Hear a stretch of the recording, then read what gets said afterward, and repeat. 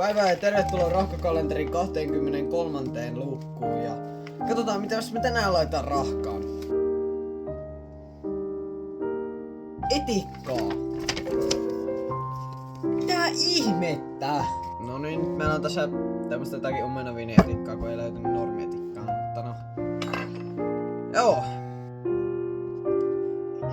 Että. Ei tää nyt oikein näytä miltä, aivan sairaan vaan vetiseltä toi pinta, kun siinä on. Tää taas tullut tähän vähän liikaa.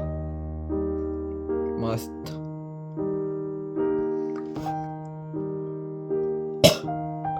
Hyi että!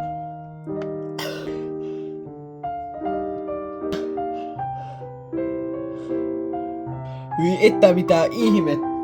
Okei, samantaan pitää olla vielä pahemmin. Jos mä pahennan tätä.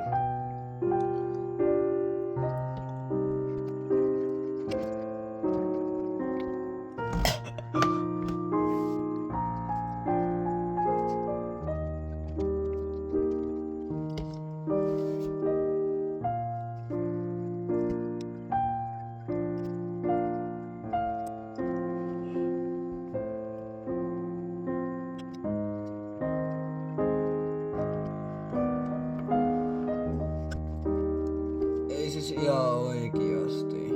Mä syön tätä varmaan puoli tuntia.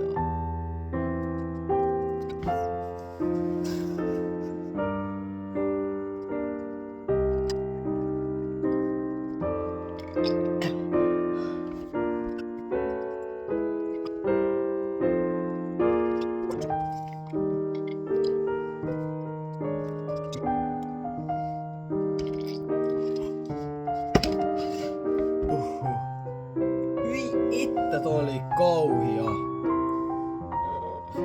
Oli toi aika paha. Huomenna on joulu. Sitten tulee vikajakso tätä sarjaa ja katsotaan jatkan kanssa. Ciao.